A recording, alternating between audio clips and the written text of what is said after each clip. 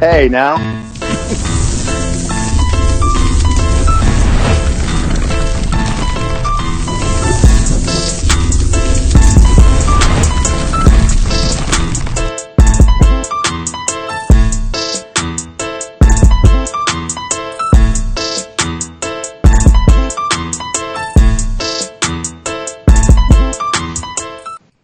What's up, guys? This is Outlaw Window Cleaner Radio, and we're here with Jason Leman, man. What's up, Jason Leman? What you doing, buddy? Just waiting for you. You're just waiting for to me? Enjoy the. Are you waiting for the Mentos to drop or no? Oh no. I'm sure it'll drop any minute. I'm feeling a Mentos moment. I don't know. Never know where it could go. Right? Yeah. Dude, it did nothing but fucking rain here today, dude. That's all it did all day long was rain. All fucking day. So day. Is the snow gone then?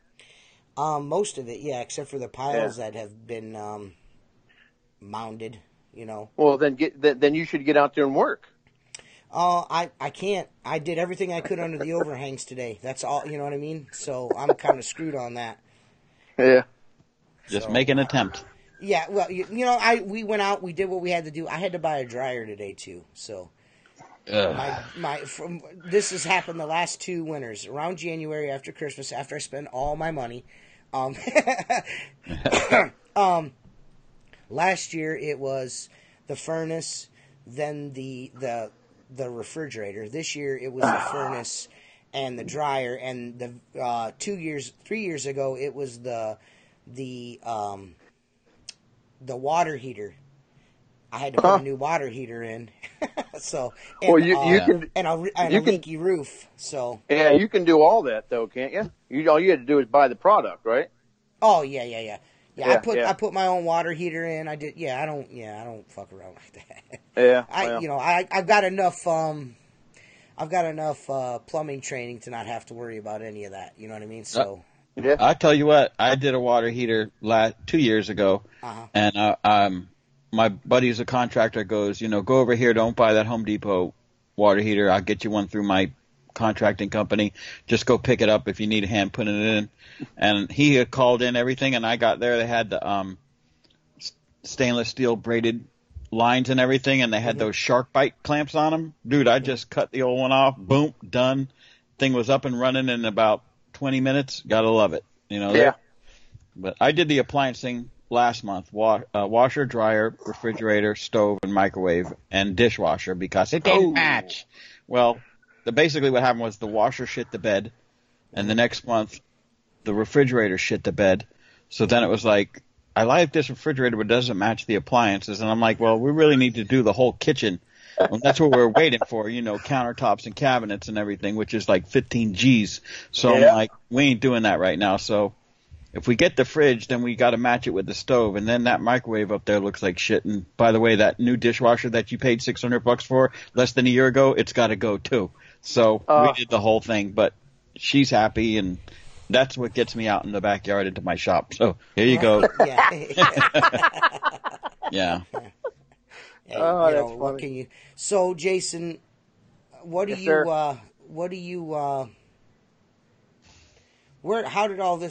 journey with window cleaning start? I mean, how did you get here? Well, my neighbor used to own the business that I bought, and I used to be a custom home builder up until 2008, and I shut that down. And then I was trying to find work for a couple of years, year and a half. He passed away in March of 2010, and I was just trying to help his wife out, and she had schedules for the rest of the year, and I just did it in July of 2010, and at the end of that month, I made $5,000 off of her money. Prices were so low that almost, it was way, way low for what it should have been. And, I just bought it from her from then and done it since, I got out of being a business owner in the state of Washington. It's not fun. So I didn't want to get back into it. Well, this business doesn't have as much regulations as being a builder. So I was happy with that. And then I got back into this business, and, 6 months, I'm pretty good with my hands, always have been. and I wasn't getting any better, wasn't getting any faster after 6 months of doing this. I'm thinking, what the hell is wrong? Well, I'm the third owner, and the first owner bought all the channels, and the second guy never bought anything new, and they were bent and beat to hell. And right. So I went with Sorbo in the spring, and haven't looked back. Yeah. And then a buddy of mine that was still in building, we met at the Home Depot because I needed some quick rubbers, and I was just grabbing whatever the Home Depot had because I was waiting for orders to come in. And we met, and then he said, "Hey, what are you doing?" And I told him, and he mentioned water-fed poles. Well, at the time, the only thing that was out there in 2010 were the Gardner, and then Perry started coming on the scene about 5 months later with Future Cleaning, and I started watching those. And I just didn't buy my poles until I got a job. I did a big condo complex. It would have taken me a week and a half, 2 weeks to do traditional. Mm-hmm. I bought my mini and then a DI tank because the city up in the north end only has 40 parts per million. I bought a DI tank and a pole. Okay. And I did that job in 3 days and never done it. The mini. The only thing I've ever owned is Reach It, because to me, when I was researching, all the other poles were noodles, and I'm thinking, that's going to be in my hand all day.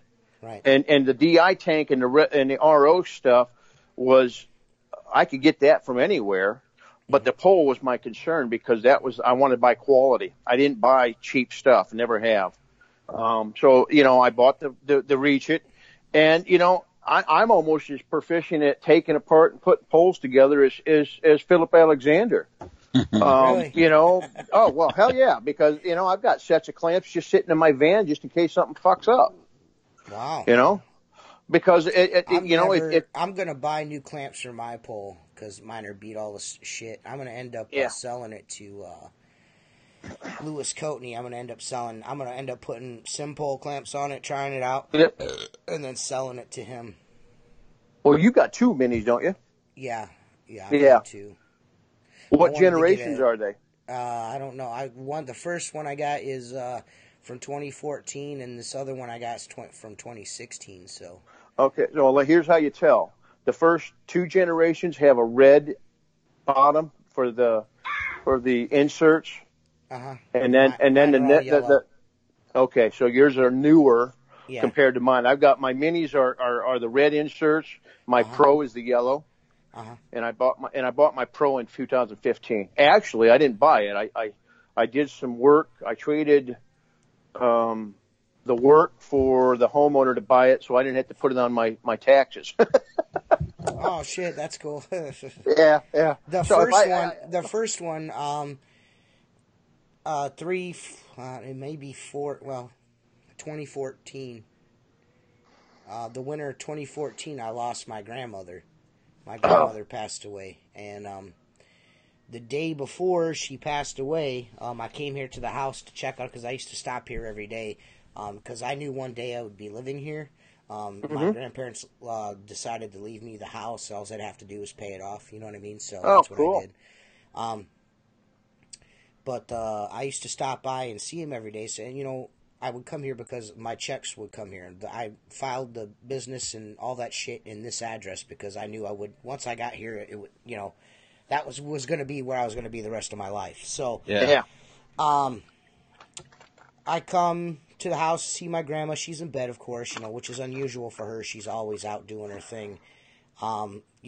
We had spoke, because I'd only been in business for myself for 6 months. I've been cleaning windows for 6 years previous to this, but I was only in business for myself for 6 months. And the spring season was coming up, and I wanted a new water-fed pole. Instead of using the fiberglass ones, I used the spring previous. You know what I mean? So Yep. I didn't have the capital. My grandma's like, if you want me to loan you the money, I'll buy you what you're looking for to get you started, and then you can pay me back. And I was like, all right, great. So she had called me, and she's like, are you coming to the house today? I'm like, well, of course I'm coming to the house today. She's like, well, I want to make sure that you get this stuff ordered. You know what I mean? I was like, okay. So I come over, and of course, the pole was the last thing on my mind. I mean, my grandma was in bed, so I was like, what the fuck is going on? You know what I mean? Yeah.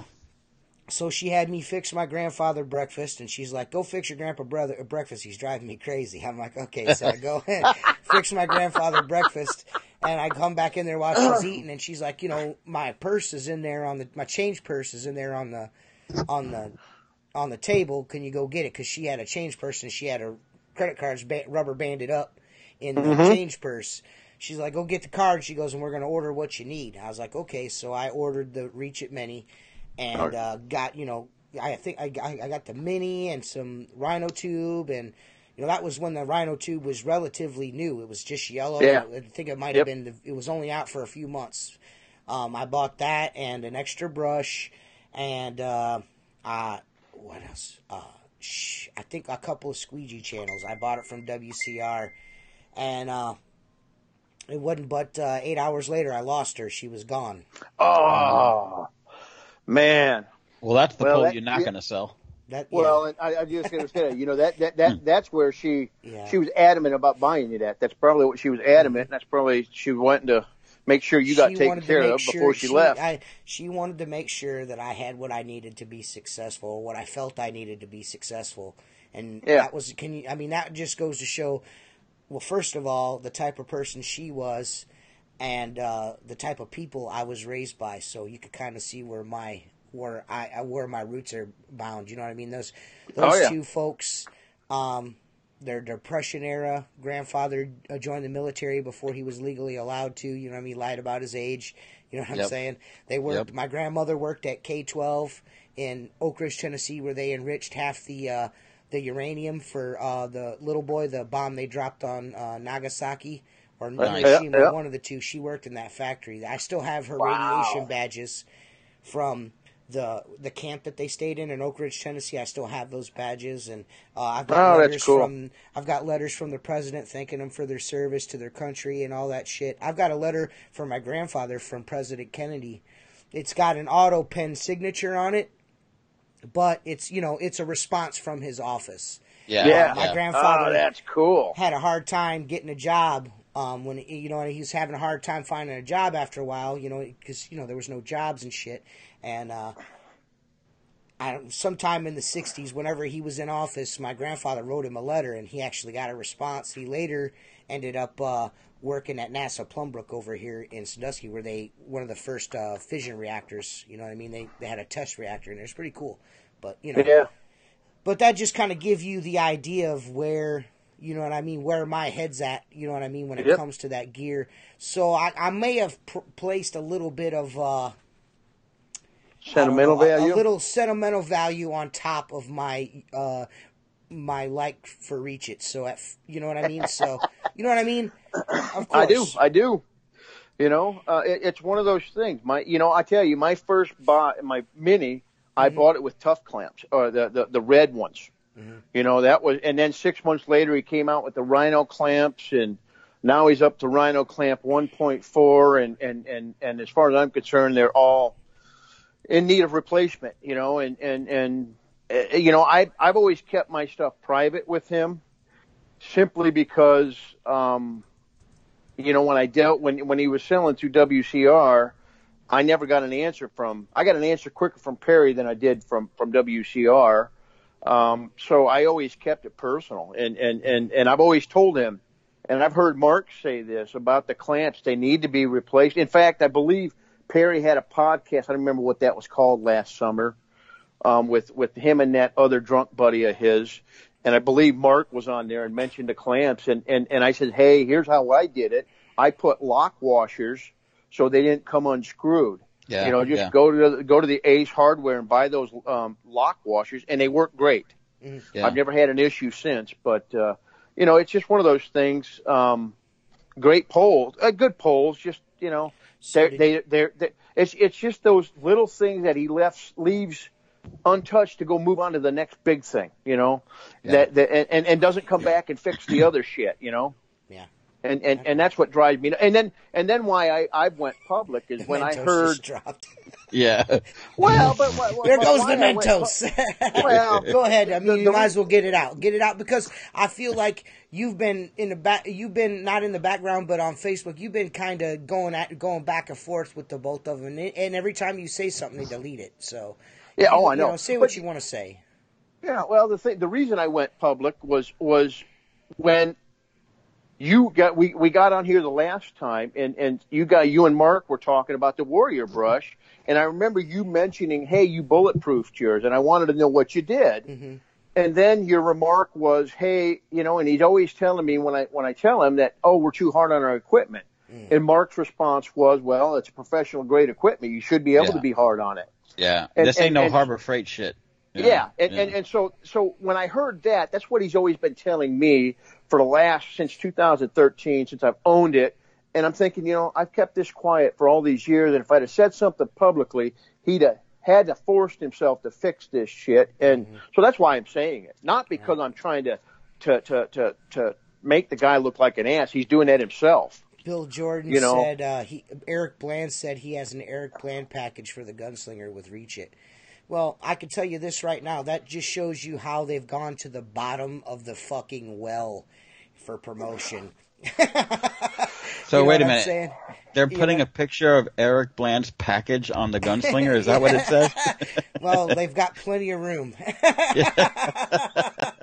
Dude, to me, that's laughable, man. That just goes to show you who Perry Tate is. All he cares about is him fucking self. Just like, dude, and this, what gets me is this, all this shit that's happened, and I've waited because he released all the emails, you know what I mean?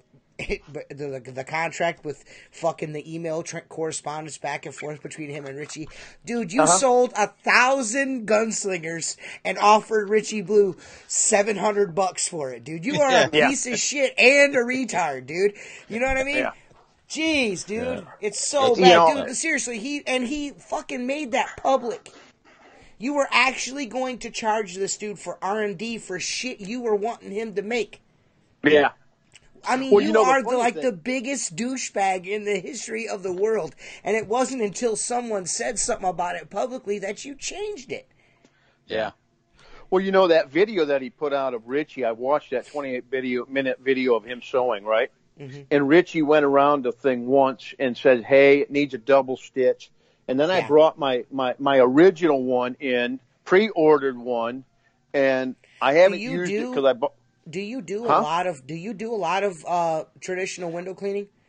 I've got some grocery stores, some little strip malls. In fact, my daughter's looking at getting me into it further. But I do traditional. My residential. I do 90% of it is you're water not a ladder fed. Guy. You're not a ladder. No, guy. I don't. I'll get up on a ladder, but I try to avoid them because I did it for so long in construction. Right. I used to run up those roofs like a monkey. Yeah, me too. So that's a big fucking monkey. But let's keep. Hey, that's a silverback. That ain't no monkey, bro. That's a fucking used gorilla. To be this fat man. The white gorilla, vanilla gorilla. If there was ever one, it was you. my original one, I started looking at it. I've got one just like this, my new one, and it's a little bit better, but they're both shit. But I was looking, I don't even have double stitching on mine. Yeah. Yeah. And it's like the only reason why I asked that is because you're having problems with yours, and you don't even do a lot of traditional work. No, and that big stitching there. I don't know if you can see that. That's from my shoe. That's from my shoe store. Mm-hmm.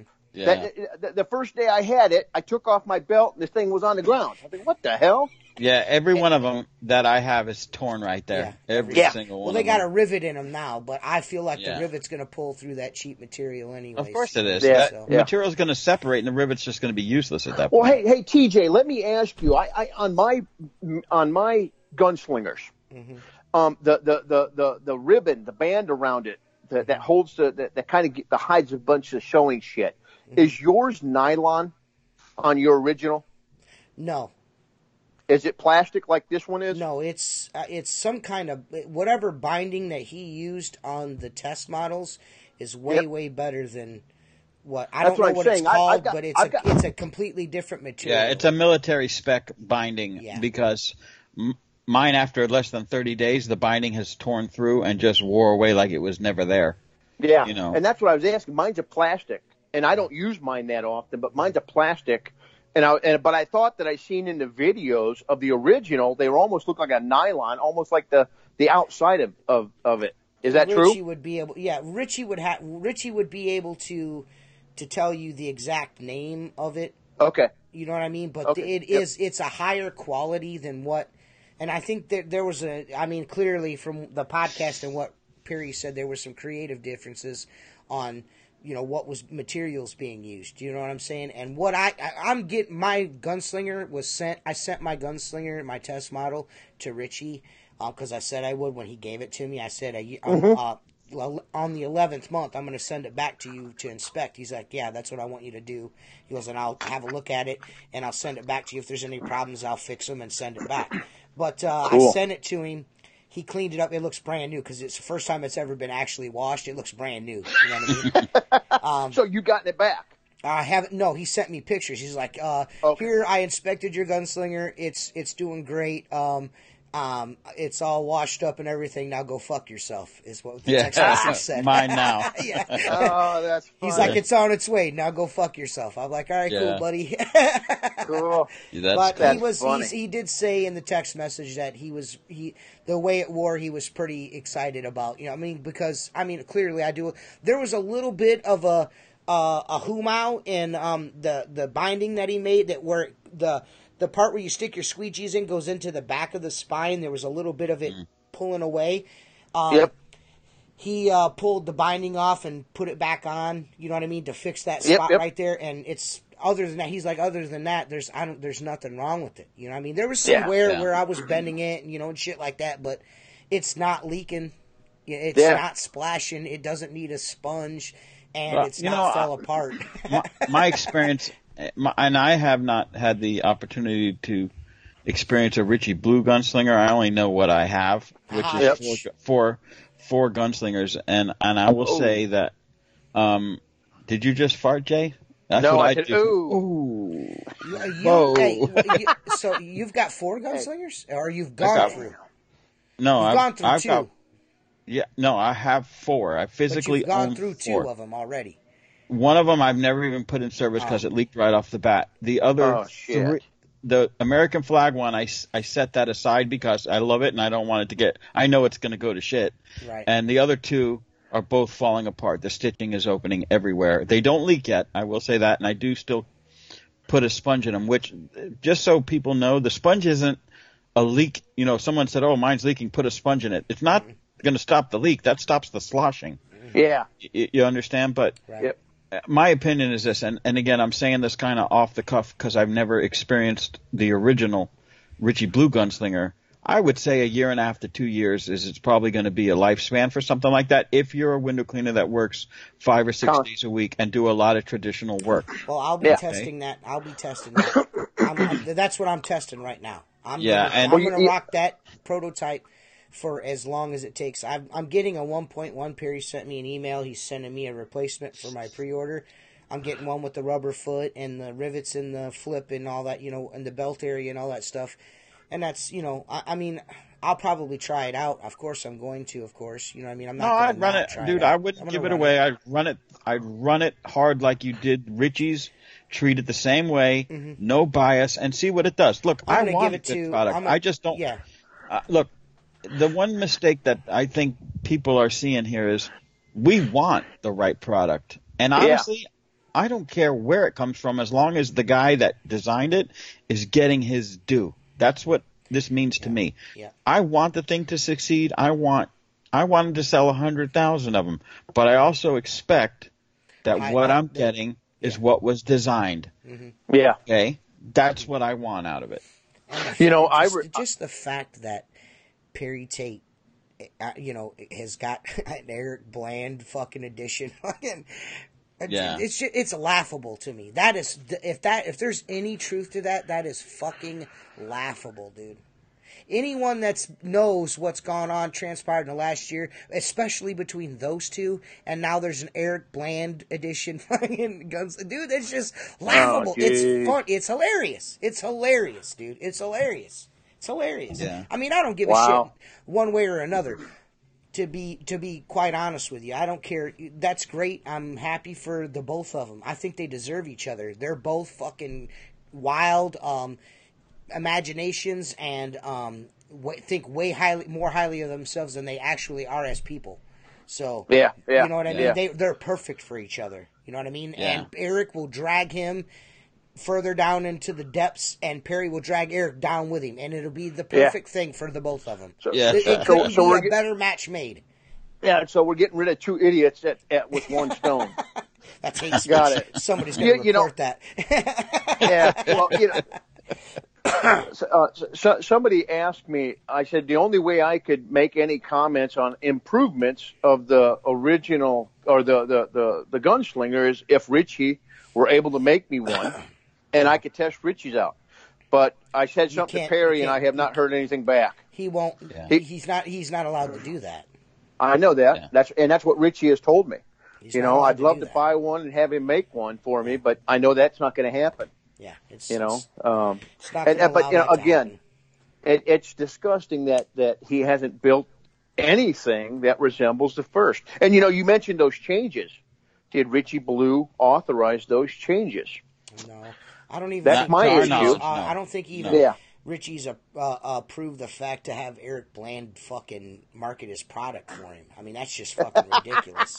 Yeah, no, Richie should have a say in everything that happens with that equipment. Yeah, I agree. 100%. Like I said, it doesn't, to me, it's not it is what it is. I don't care. You know what Eric's going to get? He's going to get the same thing we got, nothing. So it doesn't matter. Yeah. Dude. We're going to get a bunch of he's going to get a bunch of promises that the dude never will follow through with. Never. Yeah. Never. Yeah. He'll never follow through with any of it. We busted our humps for him. Like I said, I've got plenty of shit that I could say or not say about all of this and make public if I really wanted to, but I haven't. You know what I mean? I've just been basing my retorts to arguments with his. You know what I'm saying? Yeah.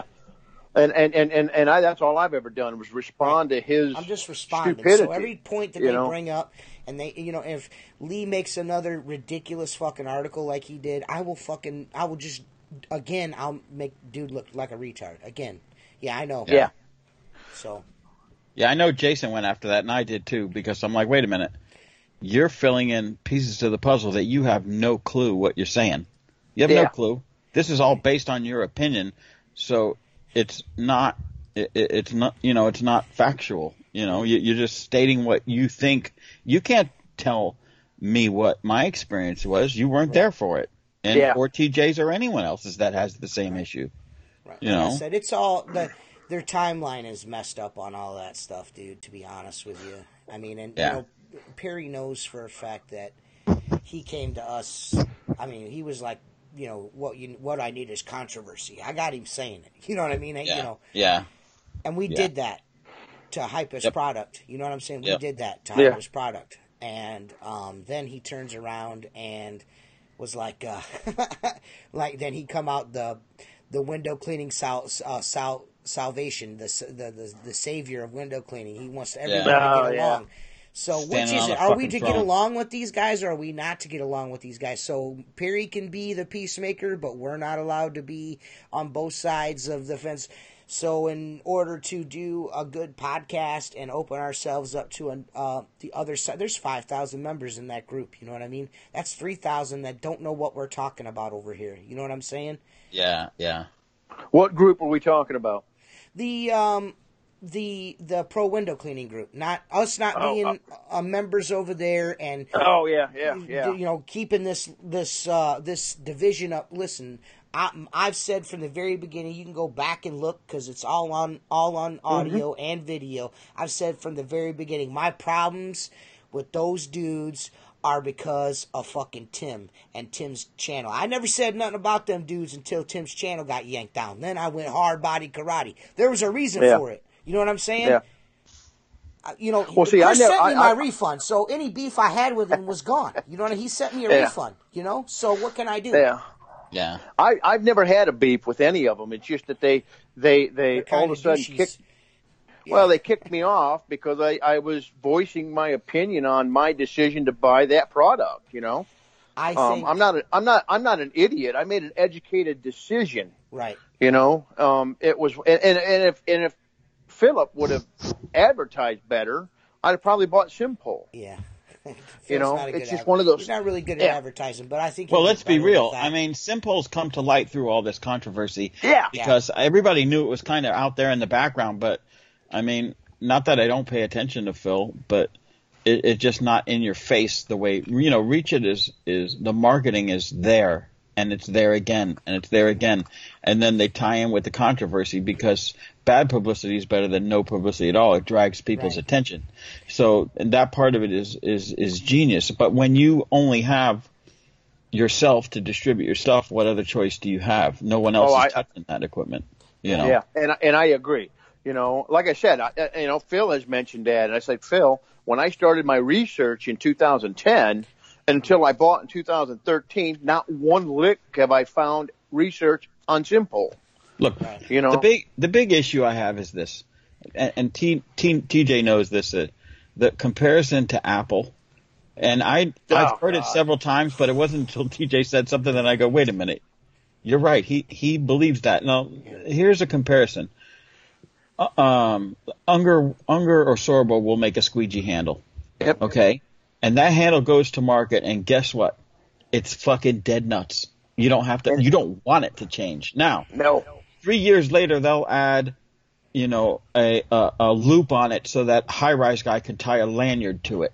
But other than that, it never changes. You know why? Yeah. Because it's tested and it's fucking right. This, and I do believe tools have to evolve. Let's be real, But a tool evolving is an improvement to it, not to make it work the way it was initially after 1,000 people have bought it. That's bullshit. Yeah. Look, I'm a Ford guy, so if I bought, 3 Ford trucks and just kept buying them until they finally came out with what I have now, I would be broke and I would be buying those trucks. Right. Yeah, I hear you. And I really believe Richie's, was to blame him for the design when he handed out 8 or 10 of them to people, for the most part, he didn't know, and say, run the hell out of this and tell me what you think. Yeah, he had no idea who I was. Yes. Hold on a minute. You got one to use, and then to be tested. Well, what happened was, it's not that it wasn't. It's being brought across as it wasn't tested enough to go to market. No. What Richie did was tested more than enough to go to market, but what Perry did was not even close to going to market. Yeah. It was made with substandard materials, without quality control, and it should have been vetted first. Those first 20 units off the line should have been handed out to me, Richie Blue, fucking Luke the window cleaner, fucking, whoever. You know what I'm saying? Anyone to market the product, try it out. Guys that are on the glass, that are public with it, and let them try it out. And then he would, then they could make necessary adjustments. He just made 1,000 of them and said, fuck it, I'm selling these. I'll give you an analogy. I'm building a disc, right, for doing glass restoration. Mm-hmm. And I basically started out with a picture that I drew on a napkin. That's no lie. Okay, and sent it to an engineer in Boston who is a machinist. Okay, and we sat on the phone for a few hours and we talked. By the end of that conversation, he knew what direction I was going. He said to me, that's Brady. Yeah, he's like, pet me, dude. Come here, Brady. Come on. Sorry, come on, Mark. Say hi. I don't know if you heard. I don't know if you heard him. There he is. Yeah, he's a handsome. Oh, is that okay? That's what that ringing was. Yeah. So it came to fruition over something I drew on a napkin, and then he said, okay, I'm going to go easy on you because this is going to be very expensive to make. So I'm going to do your project between others. So you're going to have a longer time to wait because I'm not dedicating 8 hours a day to this. Yeah. And I agreed to that, okay, because I'm self-funding everything. No one's handing me any money. Right. Yep. And the first prototype, per se, comes back, and I say, this isn't going to work, and here's why, and send it back to him. And it took 6 months to get something working, okay? He doesn't do anything without my approval. Yeah. He doesn't nothing because it's mine, okay? Yeah. I own it, which is the same way it should have been with Richie. The saddest part of it is when those gunslingers went to production, Richie did not get any gunslingers for even 10 days. Go use it and let me know what you think if this is what we are going to sell. Yeah. It just went out, flooded the market, and half of them fucking fell apart right away. Yeah. Okay? And to put that blame on Richie is a fucking crime, in my opinion. And that's I agree. And that's why I'm adamant about this whole thing, Free Richie Blue.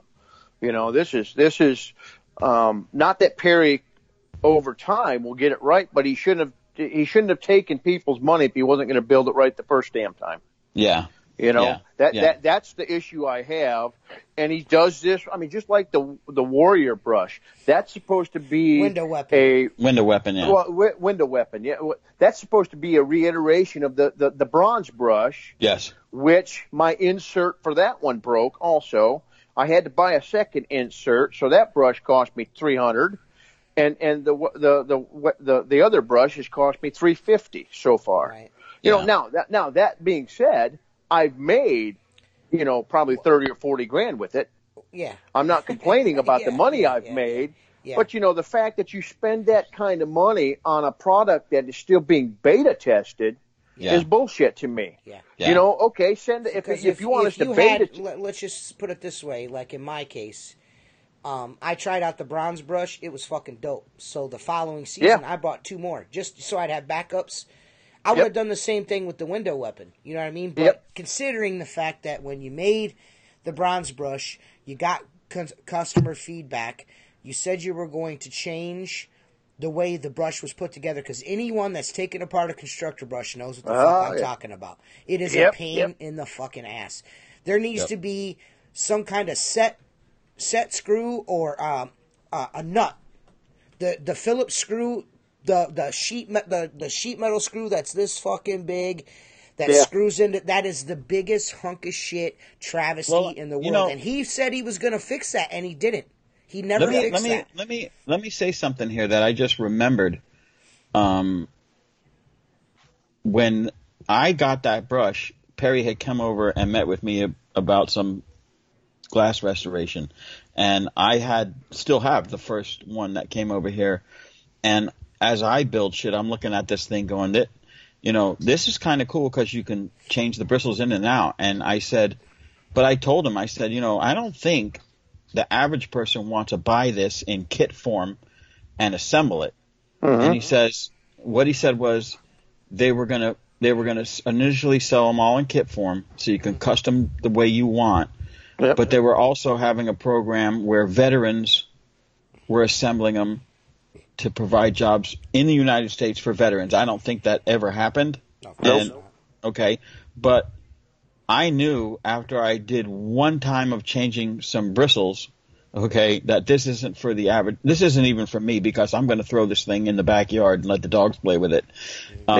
Just simply because it's the kind of thing, like when I was in marine mechanics class in vocational in high school, you got to work on things that were so worn out, not because they were run too hard, but because they had been taken apart too many times. So I think you take that brush apart more than once or twice, those holes are no longer round. Those little tiny sheet metal screws are no longer going to hold. You know, prying on those plastic ends to line them up. Yeah. This is the reason why it is the constructor brush, and I'll tell you why. This is the why it's. And I'm going to drop fucking science on everyone right here, and everybody's going to go back there and cut this out and be like, man, this guy makes so much sense. There's only so much. Here we go. Listen. The constructor brush is a direct response to the fact that he needs to be in a perishables business. Okay, so if he doesn't sell squeegee rubber and he doesn't all he sells is water-fed pole brushes and water-fed poles, how many of those are you going to sell to keep your fucking company running? Guys aren't going to be buying those every fucking couple of days, no. You know what I'm saying? Not for $350. So he comes out with the constructor brush with all these interchangeable parts. You can rebuild your brush so he can keep a constant, steady flow of money coming in. Yeah. He uses substandard fucking bristles, so you have to, because anyone that's used one of his bristles, now he says I've got DuPont bristles. I don't believe that. But no. What I'm trying to say is that's why it's the constructor brush. Because if you've taken one apart and tried to put it back together, it's not easily construct. It's the confuck me brush. Because it is. I mean, you want to throw that thing across the room. All he had to do, like he wants to do these hydro blades in the corners, fucking glue them in there. Yeah. So it's welded into the corner. It does that way. It doesn't flop out. It's all about doing it as cheap as possible. Yeah, it is. That's how I fixed mine. Two-part epoxy, a plug in the end of that bitch, stuck it in there, boom, it's never coming out. When it's done, I'll just put a new cheap-ass fucking plastic end on it. Listen, but here's the thing, T. You have to think of it like this. The bottom line is Richie Blue, a window cleaner, blue-collar as they come, like us, designed the gunslinger while he was using it. Before you got the gunslinger, he had several different models that he would bring out. Okay, and use personally, okay? No matter what Perry Tate tells you, he ain't no window cleaner. So what he knows about the real world of window cleaning and what I experience and you, Jason, and everyone else out there, did a video showing everybody how to fucking clean windows, dude. Yeah, it was terrible. Did you just see his video on how to fucking fan a window? Yeah. No, I didn't. I don't get any videos of his anymore. Dude, he looks like a rook on the glass. He needs to quit that shit. Yeah. Well, yeah. First of all, you got to get rid of that Fisher Price my first squeegee, and What I like is the fact that he kept going up trying to do that fucking clear out the top technique, and he kept banging the fucking the legend channel with the fucking. The clip sticking out that grabs every gasket that you run across. Yeah, bum, bum, bum, bum, bum. It's just like, dude, whatever, bro. You don't even, he doesn't even realize how foolish he looks. You know what I mean? Anybody that falls for that shit and who befriends that dude, you're a fool, and I don't want to be pals with you. Well, anymore. Let me say one more thing before you go on, Jason. Knowing how to clean a window is one thing, but making a living doing it is a whole nother animal. I agree. Yeah. 100%. It's a skill.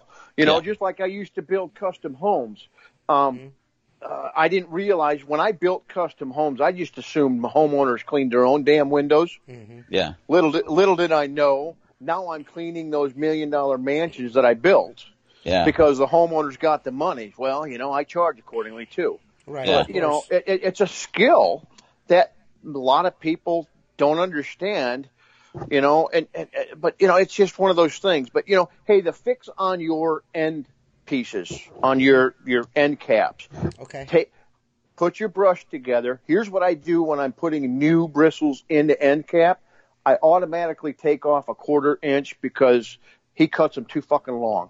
Mm-hmm. So I just cut them down immediately. Yeah. And then what I do is I get the end cap in, screw it in. And then I take my drill. You should have extra, the side to side where it has the bolt with the side shaved off. Yes. I drill in that area and I put the bolt through and I hold it on with that bolt. Okay. And it doesn't. Perry was sitting here saying, "Hey, you're too hard on your hydro blades because I've just bought a new set of 10, which are 20 because there's 2 of them in there." And I probably bought another before so that. So you have 40 little screwdrivers? That's so sweet, dude. Yeah. You got 40 screwdrivers, bro.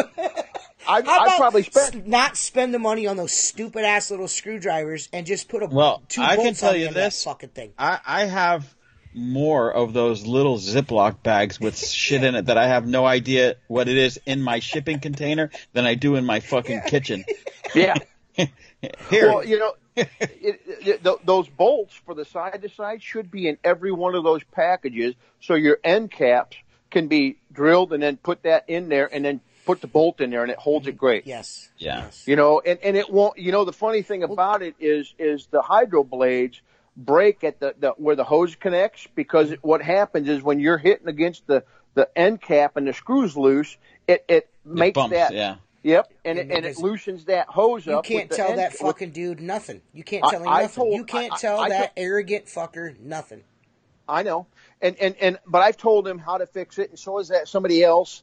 And, I have a dozen. Well, I'll tell you what. When I told TJ when we went to Kansas City, I came back with retrofit Hydro blades to rebuild 2 or 3 brushes.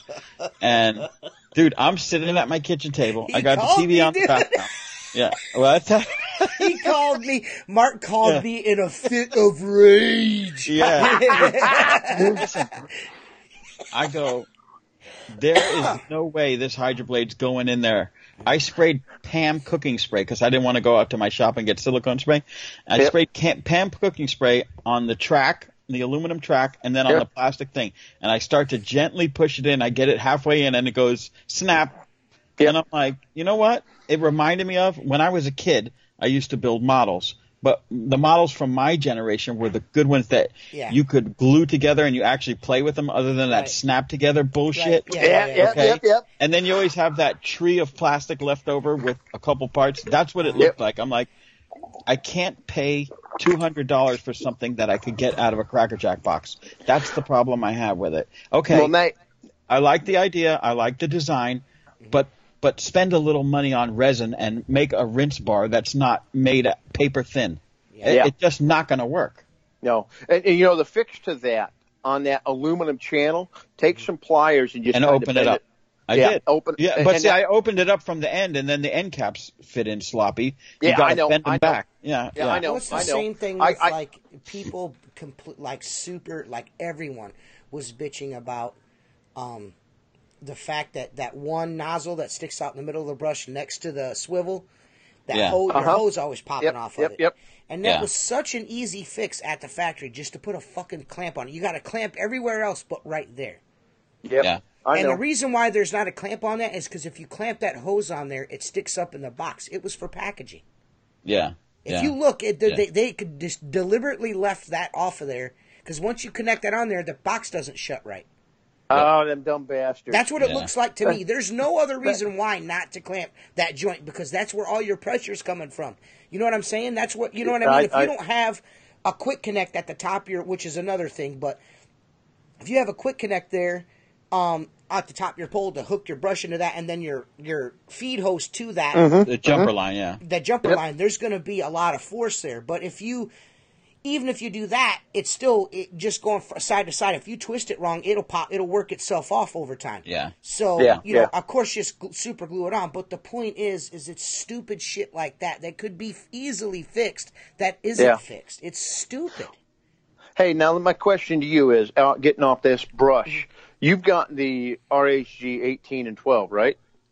Does it come with, is the part that attaches, flip it over, that part, the black part, does that screw on, or is that, no, so that screws on, so we can put a side-to-side on that if we wanted to, right? Well, he has his own.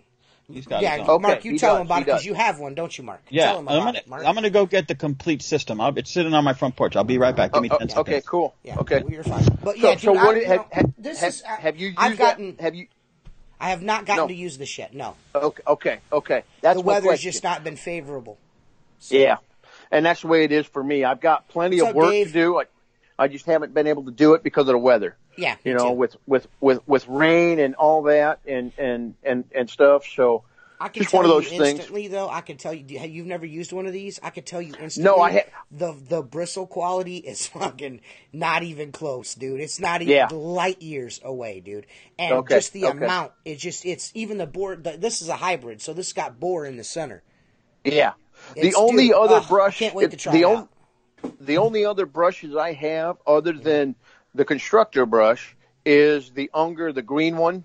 Yeah. And then I had the Unger boar's hair one, but I used the shit out of that one, and it's so wore out. My bristles are is about as short as Perry's. Oh, okay. You know, so the boar's hair Unger is phenomenal. I have I have an Let me- Unger brush too. Their brushes aren't bad. They're okay, No. but go ahead, Mark. We can't see it though. This is the Alpha, okay? It's got the rinse bar already on it. Okay. All right, it's got the side to side.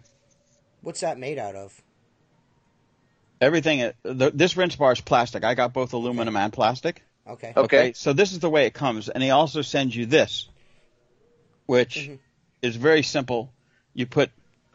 You just tie all these in, and then you have option. Okay, you see how that goes? this locks all. No, Mark, your brush is off to the side of the picture. Okay. There you go. I see it that way. Yeah. There okay, you go. So they don't put this on. You put this on, but it's very simple. You plug this one in here. This one goes here. Okay. Here's your inside feed. Okay. And this one goes here, and this one goes in here, and you just got to conform them in. Once they're in shape, that'll be it with that. Right. Okay. And then your rinse bar goes in right here. Okay. And I mean, it's very well made. It's screwed under the handle. You see the screws? You're off to the side again. There you go. There you go. So it's screwed under the handle. Now, I had one of these from the past. One of my guys keeps it in his truck, and this is a Die Hard. That's all he uses. Okay. So they went on a BOGO sale, so I bought 2 more. All right. But you can't kill this thing. This brush, you can lay it in your toolbox, bristle side down, take it out the next day, go like this, and the bristles are ready to go again. It's look how many bristles are in that thing. I've had mine sitting face down here on the floor for a week, and it won't even deform. I actually had the box to the other one sitting on top of it to try to get some pressure, and every time I pick it up, the bristles aren't deformed. You know what I mean? If you stick a wet constructor brush in a fucking truck, then it like happens to lean up against like a squeegee handle or something, there's a divot in those bristles, and you ain't getting that shit out. It comes out. It comes out looking like pubic hair. Don't get me started on his boar's hair. Fucking Oh my God, dude! You gotta comb those bitches out and condition them. Now I tried it once. I took the damn things out and never been back in my brush. Period. You know, those are such shit bristles that if I needed a boar's hair brush, now that I've got feedback from you, Mark, I'll buy one of those brushes. Now, how long have you had that brush? Fuck you then. No, this haven't used yours, TJ. No. Smart ass. This is brand new. It's never even been used yet. It's going into service. I bought 2 of them, but I have another one that's over a year old that sits in one of my guys' trucks, and it's over a year old, and it's as good as the day. Is that fucking swivel attachment? Is that The nice thing about this swivel is, too? Yeah, it's all plastic. Is it cheap? The nice thing about this swivel, I can't say it's cheap. I haven't broke one yet. Well, I can tell you this right now. I already like the fact. Is there an adjustment on the side to side too? Yes, there's an adjustment right up here. Mm-hmm. So, and it's a preload adjustment. It's not either tight and rigid or floppy. It's not locked or unlocked. It's unlocked, and then you can put a preload on it because the brush just flops around sometimes. You're reaching between trees, and the brush is in the wrong angle, and then where you're standing, you can't get the brush to right itself. Mm-hmm. So you can adjust the preload tension on it by tightening and loosening this screw right here. Okay, which is one thing before I even got my hands on this that I told Perry, you got that big old gap in there. It has first of all, it carries an Allen wrench in their pocket. This is nice because you use your fingers, right? Yeah. But you walk back to the truck and you get the metric side Allen wrench. But here's the thing, it's either too tight and doesn't move, because there's no preload to just fill it. Yeah, I told him put like a vinyl or a nylon washer in there. There's something to take up the shock so it's not locked or unlocked, because when it's locked, dude, look how loose it is here, but if you notice, it will not wobble here. Yeah. His rocks back and forth. Yes. You put it on the glass, and even though it's moving an eighth of an inch all the way up there is a huge amount. Yeah. Oh yeah, you're damn right it is. We actually have a question for you, Mark. This is from Port City Window Cleaning. Who is Window Warrior. He asks, when a customer calls and asks, how much do I charge? What do I say? I get nervous what to say. He gets nervous to what to tell him. And someone gave him the suggestion of maybe just come up with a script and just, you know what I mean, when they ask you, and then this is your response. So what is the best way to broach that subject when somebody calls and says, hey, how much do you charge to clean windows? I generally would tell them, well, first of all, I have let's say $100 minimum, whatever your minimum is. Always bring that up right away, okay? Because I can preface this by saying I have a lot of storefronts, and they say, why don't you clean my house? And I go, well, you have to understand something. We get $50 a month to clean your house. To clean your storefront. Your house isn't going to be $75. Mm-hmm. It's a whole nother animal. So This is mow, blow, and go, meaning we're in a line just busting them out. I can't bust your house out. So first you tell them about your minimum.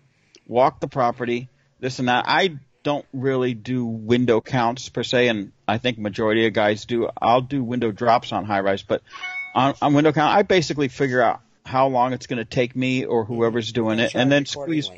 Yeah, you know, for standing on the ground cleaning windows, 50, 75 an hour. If it's ladder work or anything, I'm looking for 75 to 100 an hour is what you got to get. Because just remember, you call a plumber in to change a flush valve in your toilet, he's getting $1.25 an hour to do something anyone can do from YouTube. Yet you're not worth it to wash windows, which is a skill, you know. But my suggestion to you, Ben, would be to, when they, how much do you charge? I would just tell them that it would be best if I just come out and have a look. I meet you face to face, and we can go over the scope of the job. That way, I can give you a proper price. You know what I mean? Yeah. But like Mark said, mention your minimum. Yes, definitely. You know, mention your minimum. And I had to come up with a minimum price because of realtors. They call me and say, "Hey, we want these 4 windows done on this $1 million house. How much do you charge?" Yeah. Well, I had to come up with a minimum. You know, I raised and my whatever minimum. whatever your minimum may be. Your minimum may not be Jason or Mark's or TJ's minimum. It all depends on your area, your experience, your tools, all of that stuff. So that's what I would go by. And if it's like a commercial storefront, have a minimum for a commercial storefront. If it's a residential property, have a minimum for residential. You know what I'm saying? Yeah. And if they're, you know, like me, I have a minimum for residential. You know what I'm saying? So usually it's $100. I have a $100 minimum on resi stuff. You know what I mean? And usually that, you know, ranch homes with like maybe 10 windows, you know, I'm making out gangbusters. And then if they're an older person, I give them a discount, you know what I mean? And I shoot that out immediately. If like, you know, I do offer a veterans and senior citizens discount, you know what I mean? So it may be lower than that. You know what I mean? It will be lower than that if that applies. But what I'm saying is you just have to have your minimum set in your head. What you know what I mean? Instantly. Yeah, but you know, another thing you got to do is the funniest thing I've ever seen, and every business does it, is $25 off with this coupon. Okay, so if I've never priced the job, how's it $25 off? You know what I'm saying? Yeah. Well, the minimum is $100, and I show up here, and I would probably do this job for $100, but I'm not going to do it for $75. So I'm saying it's going to be $130. So you know what I'm saying? I mean, he says that stuff, and then they ask, what does it consist of? And then I tell them, and then they ask again. It sounds to me, and this is just, and I'm not trying to be super judgy, but it sounds to me that you're not very confident in yourself. What you need to be is a little more confident in yourself and your business. And realize that you're in the driver's seat, not them. And that's what it is. They know you're confident or your lack thereof. I have homeowners and they ask a price. Don't even bother asking a second time because they say, hey, he comes up in his vehicle. We know what we're getting. And, you know, so, you got to have confidence in yourself. And it sounds like the young gentleman just needs to. Just be confident what you're doing. You know, the more confident you are about what you're doing and set in your ways, the more the customer will respect you. And they won't balk at you. If you're like, one thing you got to realize on the phone, they're going to try to take advantage of you. There's a line between confident and cocky. If you come across as cocky, you ain't getting the work. So, you know. Look, I've had bid jobs. I don't do a lot of residential, okay, but I've bid jobs where I've said, this is, you know, off the top of my head, this is what we're looking at. Do you want me to put that in writing? And they say, well, that's a little steeper than what I'm used to paying. And I say, okay, tell me where we need to be. And if we can work that out, let's see if we can do it. But if I'm not even in the ballpark, then keep my card, keep my number, shake my hand, and we can revisit this at another time. And there's a reason that you're only paying that much, okay? Yeah. But that's a confident thing to say. But if you walk in there, you know, running your yap about you got 17 of this and 17 of that and 27 of this and they're $11 for this and $8 to watch screens, you start nickeling. They feel like they're being nickeled and dimed. You know, here's the package. We're going to wash the windows. We're going to brush out the tracks. We're going to clean the screens and reinstall the screens, and it's going to cost you this much. If it flows out. And always go with an odd number. That's whether you're doing residential. If you want 150 for the house, go 155 then they think you really thought about, you have a formula and a system. Yep. Knock it up $2.50 because, again, it comes across as this is a guy that he knows what he's doing, versus, let's do it for $150. You know what I'm saying? Yeah. It sounds a lot better the way you present it. Right. Yep. And that's, Kevin 55 brings up a good point. It's more about the relationship with the customer or how a potential customer feels about you than the money. And that's definitely that's right. That's hitting it right at home. Confident, not cocky, and just be set in your ways. You know what you need. If you're a young man with a new baby, so I know there's pressure, because I was there too once, you know what I mean? So you're out there like, man, I need to make this money. And you just be calm, get your prices set in your head for resi and commercial work, you know what I'm saying? And then just tell them, just be confident, man. You know what I mean? Be confident, not cocky, and just have it set in your head. Because if you're not confident and you're searching for answers, they're going to bend you over. You know what I mean? They're going to drag you through the ringer. You know what I mean? And the one thing is, if you get a homeowner that's keeping hounding you, say, hey, I may not have the answer for you at this time, but let me get back to you. Yeah. And then call somebody like us, like TJ, like Mark, like message, Tim. Man. Say, hey, what would you guys do here? That's one thing I will say about this. Watch the podcast, and we'll answer your question. Well, that's live. Yeah. Well, let me say one thing. People believe it or not, people like options. Okay, if you send them a price, or they don't want a diary of your life. Okay, they don't want to read a novel. They just want options. So, if I was doing residential, and I used to do this all the time, and I do it with my commercial work on the buildings. You say, it's going to be $150 for this cleaning. Now, if you do more than one cleaning within a calendar year, the next cleaning is going to be 10% off. Mm-hmm. Then they go, this guy, you give them an option. You understand what I'm saying? Yes. Or always let them pick what they want. They're the ones spending their money. So, and window cleaning is a luxury item. Let's be real. You can live with dirty windows. Okay. So make it appealing to them. Make them want to call you back and say, I've never had, if you wait 364 days, you're still getting the 10%, but did we really accomplish anything? We wanted to look nice all the time. We're going to, and because this cleaning is going to take me longer because it's dirty, the next cleaning in 6 months is where I'm going to make up for it. And that's why I can give you the 10%. Very simple. Right. Well, let me ask you this. When you guys do that, do you give out here, my so-called competitors give what they call initial clean, and then they'll come back and lower the price later. Do you guys do that? No. Okay. No. If it's an ongoing service, no, I don't. Okay. But if it's something that I know is a one-off cleaning, as they call it, they're going to pay for that extra time I'm going to spend there to get the paint off it or clean the frames or whatever else. Oh, yeah. Exactly. You're talking. But, I usually tell them, let's say it's a commercial account that I'm getting $50 a cleaning, $100 a month, and it's new, and they still got some drywall here and there. I say, listen, generally I charge a month's service to do the initial cleaning. However, if we do it twice a month, I'll eat the first cleaning. It's still going to be $100 at the end of the month for the 2 cleanings. How does that work for you? Done. Yeah. You got to feel like you're giving them something more than just clean windows. You're giving them, your knowledge and your confidence in selling it. Yeah, good. I love hearing these things because I learn something new even though I've been doing it for 8 years. I do too. I still learn stuff every day. Yeah. Go ahead. Dave says, cross your fingers. I'm doing an estimate for a Lexus dealer tomorrow, and they have 2 other dealerships down the road, Bentley and Maserati. Well, good luck. Oh. Good luck, Dave. Good luck. I can tell you this, we'll be Dave, thinking about you, brother. I do about 11 car dealerships, and they're cheap, okay? Yeah. Car dealerships are cheap. They want a lot of service for as little money as possible. And I would, if you want, you're going to have to give them the price on the first one, and then always approach it like this. Listen, if this seems a little high, I understand that, but we'll give you a discount for multiple locations, meaning we want those other dealerships too. Let's put a package price together for all 3 of them. Yeah. Right. Well,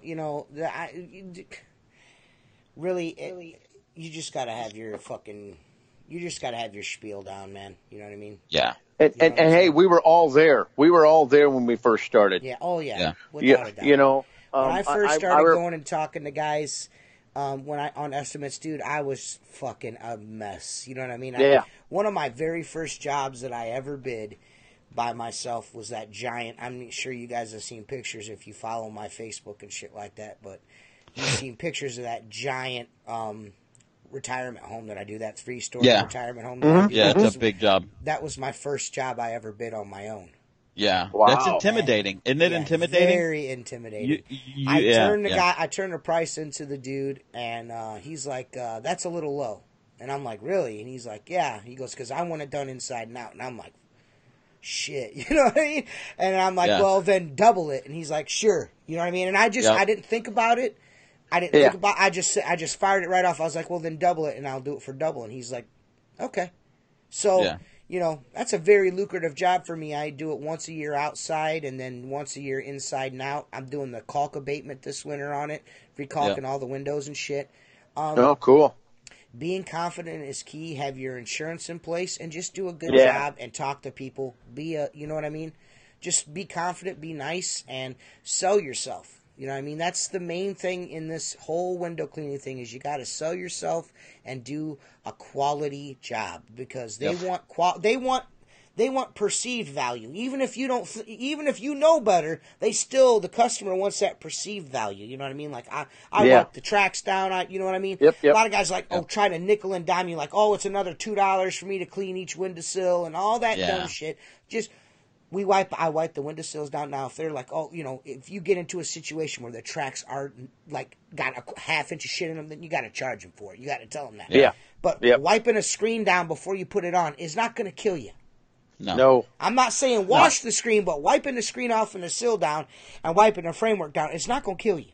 You're already there. No. And if you do those little things, they will call you every single year. They will call you every year repeatedly. Like this guy does an excellent job. You know what I mean? And not only that, they'll tell their neighbors. They'll tell their neighbors and they'll tell their friends. Mm-hmm. Yep. And I'm just going to say. And then you pass any extra costs off onto the next person.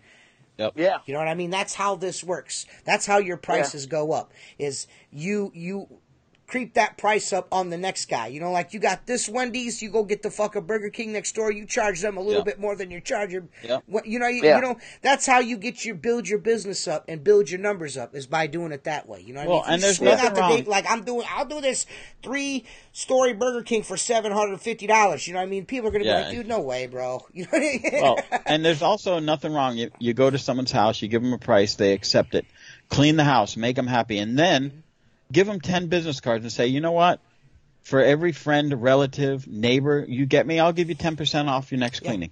What are you going to lose? What do you lose? $20? And you're going to pick the money up. You're going to pick the money up on that. You know, if I get a job from you, I'll knock you 10. You've already made that money up by getting that extra house. Exactly. So, Exactly. That's what I do is that referral stuff. I love referrals. You know. Yeah. You know, just like today, I got an email from a lady, and she said, "Hey, I want you to come up and do our windows, no questions asked, because you did our neighbors." I said, "Okay, cool. I'll be up there, and we'll talk, and I'll probably go see it tomorrow or Friday." Hey, no offense, Jason, but if you showed up at my house for an estimate, I'd probably say, "How much is it going to cost for you to go away?" Hey, Bill Jordan adds something. This is something that I do, and I've mentioned this on videos in the past. I usually do bathroom mirrors for free. I don't ever say nothing about it. If there's a bunch of stuff on the vanity, I'll pull it away. Yeah. I'll pull it all out. I'll clean their big ass bathroom mirror, wipe everything down, and I'll leave everything pulled out so they'll know that I pulled it out and didn't get water on it. You know what I mean? 'Cause if I slide it back, they'll be like, "Man, did you get mop water on my toothbrush?" So I pull everything out. I clean the mirror, I leave it out, and then wipe that back there, and I let them push it back. You know what I mean? And they'll call me, or they'll send me an email and be like, "Thanks for doing my mirror." Stuff like that is, like I said, if you use your head while you're doing it, I mean, don't take all of her knickknacks out of her china cabinet and try to clean her china cabinet for her.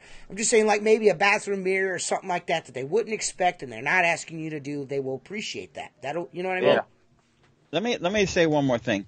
And there's going to be a lot of guys that disagree with this because the whole term "you're leaving money on the table" that bothers me.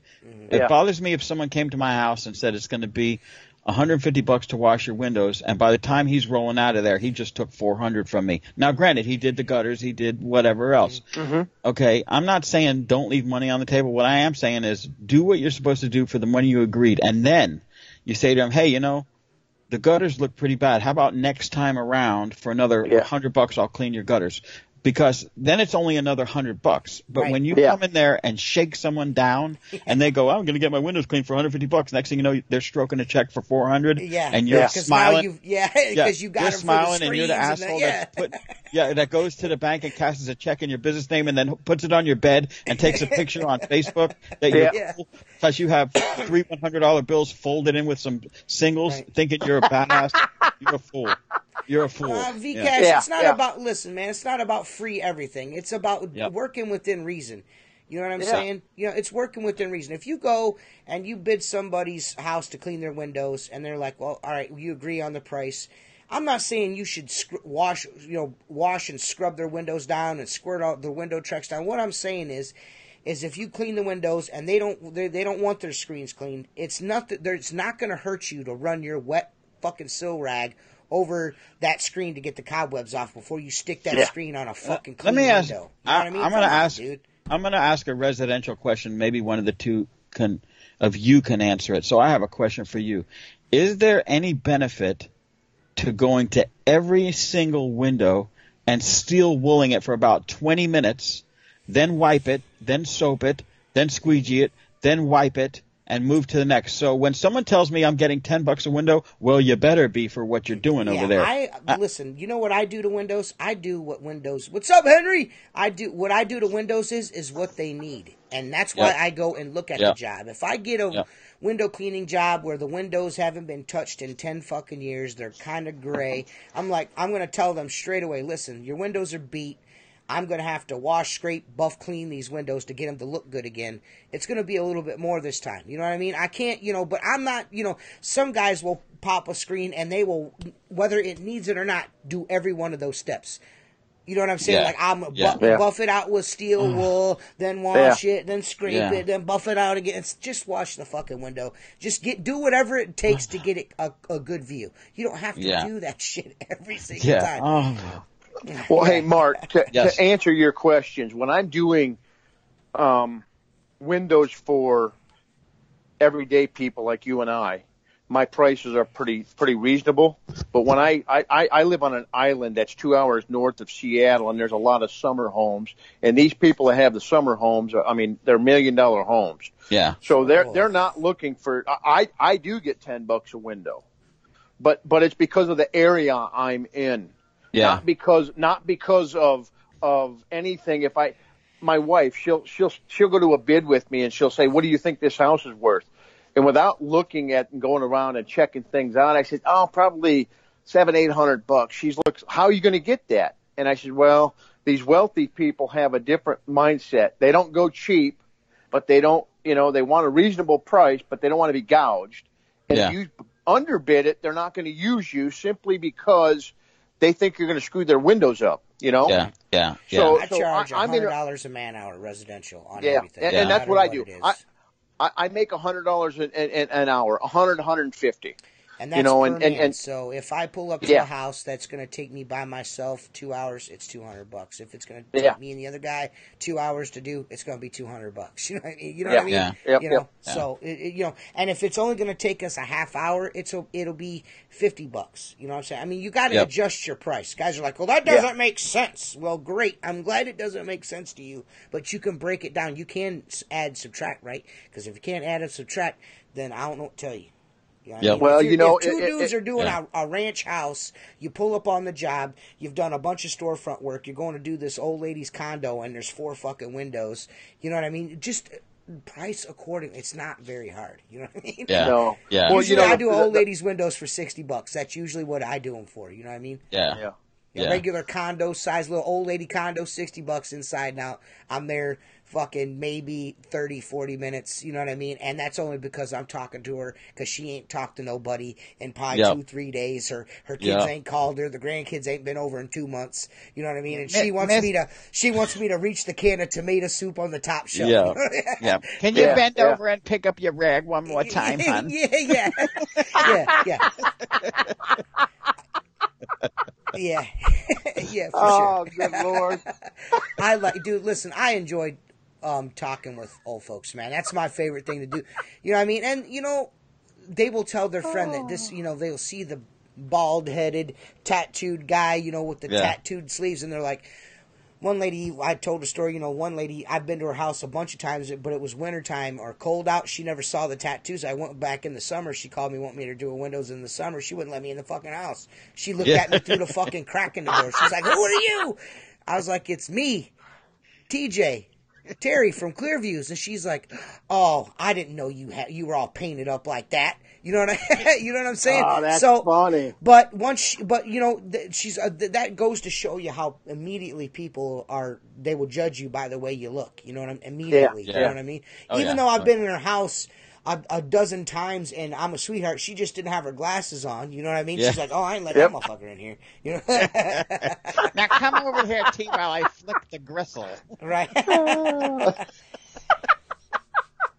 You got to build up that customer rapport. The guy I bought my window cleaning business from was the biggest bullshitter on the face of the earth. And this dude could talk to anybody, and everybody knew John. Everybody knew John. You know what I mean? We couldn't go anywhere without John being like, hey, what's up, man? You know, like he knew everybody. Yeah. But Dude, he was really, really, really good at selling himself and the company. You know what I mean? It's just he didn't have the time to do it the way that I do. So the business suffered. Dude, I bought a route from a guy one time, and he was an old timer, been washing windows 50, 60 years at the time, and I bought his route. I'm not kidding you, on once or twice a month route jobs, storefronts, I was working with him to learn his, you know, the way he did things, the customers. I was his nephew, you know, the whole story. Mm-hmm. We would get there. He would wipe the sills with the end of his mop, never wet the window, do the door in and out, walk in, and take their money. No questions asked. And I like, how do you get away with this all the time? He goes, his statement was, I don't make money on the ones I wash. I make the money on the ones I don't wash, you know. And so I figured that's true. Because, dude, he could go in there could be a spit mark on the window, and he'd still get their money. They wouldn't even know. And I was like, well, this is a good business for me because I plan to do this, and anything I do is going to be better than what he's doing. Right, you're right. Yeah. Wow. But he had a mouth. He would go in there. They talk about the grandkids. They talk about this. They talk about that. And then he's taking their money for doing absolutely nothing except for the door. I couldn't do that. Wow. No. Yeah. Yep. Damn. Yeah. I couldn't do that. Yeah. Do that. That's funny. That's funny. Could not do that. No, me neither. You know, that's why I don't have employees, because I'd be afraid they'd be doing that. Yeah. Well, there's a difference. See, I came under – look, my father did his fair share of beating the customers, let's say, and that's the way I came up. Mm-hmm. And when I went on my own and then hired an employee, the first thing I thought to myself is, well, why would I pay someone to not do something? I can do that for free. You know what I'm saying? Mm-hmm. So I'm not going to pay you to not do something, or you're not going to have a job. You're going to do everything, whether it needs to be done or not, because that's what we're getting paid to do. It's a different mindset when you're an owner-operator back in the 80s and no one's watching anything. You know what I'm saying? And you're collecting $10 a cleaning on some little job, you know? Yeah. Yeah. You just got to not be a shithead, you know? Yeah. Just don't be a shithead. Look, no way around it. You're getting on the Forbes list, so just go do it fucking honestly, you know? Be honest, man. Yeah. So, you know, with all that said, this right here, guys, is a Bigfoot moment with T Squeegee. And this is going to be a special one because we have a video to watch, too. So this is going to be cool. A fascinating piece of footage from Utah seems to show a large creature lurking on the side of a mountain, and some suspect that the animal might be Sasquatch. The strange scene was shot by a man named Austin Craig in the town of Provo on January 2nd of this year. A few days later, it appeared on YouTube and has attracted the attention of Bigfoot enthusiasts of the internet ever since. The video features Craig marveling at the immense size of the mysterious creature just chilling on a mountainside. That was in air quotes. On a mountain in the distance.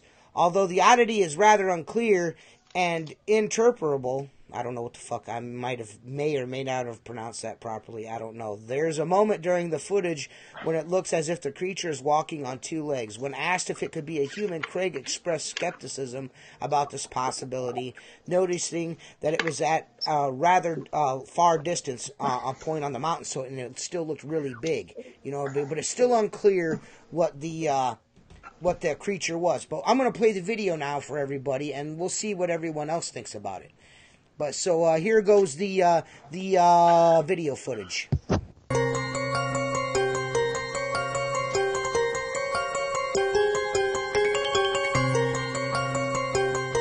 Not seeing it, Tej. Come on, start your radio.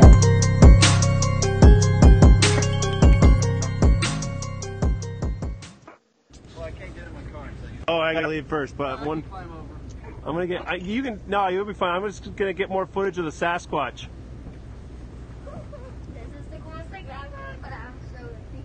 Okay, seriously, look how big it is. He's just chilling.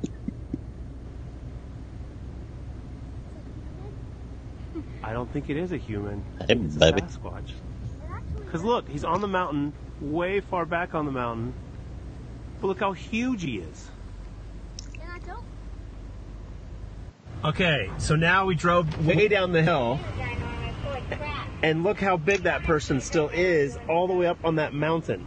Way the hell up there. You can see them right there. Right there. He's sitting on a rock. He's huge. Oh my gosh, that's Sasquatch. I mean, we are really far away right now. You can see the top of that mountain. It's humongous. It's that black thing right over that second peak of that house. He's just standing there, but he's huge. So that was a Bigfoot moment with T Squeegee right there. I seen him. Look, there's definitely something that up there. was, you know, that's, I don't know, man. That could or could not be Bigfoot. I don't know, but I hope everyone appreciates how awesome that fucking shit was. I put a lot of work into that. I think it's pretty awesome. Yeah, I mean, I really tried hard on that one, dude. You could see him up there. There's something there. I feel like you can, too. Yeah. Definitely a Bigfoot up there. I don't know, dudes. But that was a Bigfoot moment with T Squeegee. Nice. Yeah. Nice. So, Jacob Dell, my not friend on Facebook anymore. Probably Mark dressed up as Bigfoots on the dry heat, and he still hasn't noticed that we're not friends on Facebook anymore. Drywaller stilts. Drywaller. Drywaller. Those are drywaller stilts. Those are fucking like 3 sets of drywaller stilts stacked on top of each other, and then Mark would maybe be a foot less taller than that. Mark is super short. I don't think anyone has any appreciation for how short Mark is until they meet Mark in person. He's like a fucking bridge troll, this guy. Dude, listen, this guy's built like a fucking bridge troll. Listen, listen. This guy's arms as big as his fucking legs. He's like literally, he literally is a bridge troll. He looks like a silverback gorilla. He's got some fucking stovepipes coming out of his shoulders, man, for sure. You see that guy that took a picture of himself through a window? He looks shorter than me. I need to ask that guy. He was on Outlaw. Looked like a little Hispanic dude. I got to ask him how tall he is. He might be shorter than me. Hey, Ben Marino, a Port City window cleaning. Send me your address and I'll give you a samurai for free. I have one. You can have it. Private message me your address and I'll send you a free samurai. I have one. I have no use for it. You can have it if you want. For who? That way, for this Ben Marino kid, he can have it. You can have the thing. I don't want it. Yeah. Hey, did you get my money? No, I never. You're gonna have to send your $90 for 2 extra large T-shirts again. Yeah, you're smart. Yeah. I never received any payments from you. What is this T-shirt that you speak of? Actually, all the T-shirts are done. You're gonna have to wait for yours a few more days. But when everyone's T-shirts are already finished. I'm going to pick them up tomorrow and get them out in the mail to everyone. So just so everyone Cool. is aware, all the T-shirts are finished. Hey, do you still have the old design of the Squeegee Life? I Hood- sure hooded do. sweatshirt. I do for you. Well, then what's one going to cost? You and Henry Dreest are the only fellers that are allowed to get that shirt. Okay. Well, I'm going to have one. I wear one. I wore the other day, and I'm going to put that one in kind of in a stack so it So stays you have for it? like a So- retirement. oh, I like that. Yeah, I like that. So it's a retirement thing. So does anyone does anyone have any questions for Mark Tanner? A technical question with the smartest man in window cleaning. Does anyone have anything like that? But yeah, everyone's shirts are done. So I don't know what the turnaround was on that, but it seems like very quickly. Yeah, it is. When did I put the shirts up on the show? Last Sunday? It was Sunday, yeah. Was it? Yeah, it was Sunday. Sunday, and all of those shirts from everyone's pre-order that bought those Sunday night, your shirts are done. It's Nice. Thursday. It's Wednesday evening, and they're already done. So you might have these fuckers before the next podcast. I don't know. Nice. Cool. I'll try. I'll do my best for y'all. Sweet. Nice. Hey, when I make a video for the changing the clamps out, can I send you the footage so you can edit it? Oh yeah. If you want to, Good. fuck, I do it for Mark, man. Good. Maybe Because I don't you missed Mark's water-fed pole video, man. His washer skid video. Oh, that was classic, man. It was some of the best that I ever did. No, $2.50 I didn't ship, see Dave. that one. $2.50 ship, Dave. I think that was the beginning of our debauchery together. Yeah, that was the beginning of me and Mark's bullshit. Every time he turned on the water-fed pole pump, it would be it would be one of his shower farts. He listen, you hear that? Making some noise. Outlaw Window Cleaner asks, how long do dick wind chimes really take to develop? Because that's becoming a very large topic with behind the scenes. Like guys are like, when are the dick wind chimes coming? Honestly, I think I'll be cutting out a set this weekend. Everything is up and running. Woo! So I'd have. We're not going to have dick wind chimes that are 1.1, Substandard. 1.2. Yeah. They're going to be all the same. Okay. Our dick wind chimes are going to be bulletproof straight out the Yes. gate, dude. No They're fancy not gonna- packaging, Yes. just sweet sounding dicks, dude. It's going to be awesome. Yes. And listen, we might get lucky and it sounds like church bells or it might sound like hell, but it's going to be fun. Okay. No matter what, it's going to man. be dick wind chimes. So this is what I want to ask: is there going to be each chime is going to be the shape of a cock and balls? Is the thing that they bounce off in the middle, is that also going to be a penis? Is that just going to be a really long penis, or No, how is that going to I'm work? kind of thinking that we're going to make a round disc in order. I thought about that because then if you have a round disc, you're going to get a different tone out of each size. If you have a penis in the middle, then they're going to hit in different areas. And it's just going to sound the same. I'm doing the Like, engineering on listen. this. Okay. This shit is going to sound like the Best thing Sistine that Chapel. we ever Okay. did our whole lives, bro. Yeah. This is the best thing we did our whole lives, bros. Yeah. Oh, man. Everything is working up to Hey, this moment. not round. Make it the shape of a pussy. Right? We could do that. We could do that. There's my PayPal, Dave. And then put a hole in the middle of it so when they blow, they have a chance to do its thing. Yep.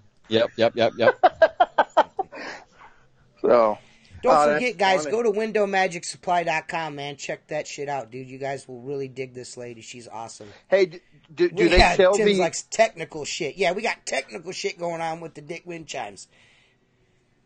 Hey TJ, Mark. do they sell RHG brushes there at the Window Magic place? I'm not sure. She carries a lot of stuff. You'd have to look. Okay. Because I'm looking at buying one of those Craig brushes. has a question for Mark. What's the best setup for 130 psi RO system in your opinion? Oof. You're going to process water on site. You know, I mean, 130 psi, you can get a low pressure membrane, and that'll make a hell of a lot of water. I would go, you can go with as little as 60 psi through a low pressure membrane into a tank, out of the tank through a DI cartridge and pump it. That's the way my system is going to get an RO cartridge, which means I got to add another pump, and that's only because I want to make it. I want to bring it up because it's lasted without any issues. I actually bought from Sean Gavin one of his inline TDS meters that'll be plumbed into it so you can push a button. Yeah, standing in front. Is it going to be on the brush though? No. It's going to be on the system. Dude, why not? It's going to be on the system. Well, how are you going to fucking check the water 3 stories up in the air, bro? Well, that only comes out after I ordered a jetpack, but it hasn't come in yet, so I could fly up, read it. Actually, we need a drone for that, right? If you don't have it up on the brush 1.1, you ain't about shit. Yeah, I don't understand that at all. Craig wants to know what brush size and type for that kind of setup, dude. What do you think? You already know we like the window weapon. You already know he likes the alpha brush. Yeah.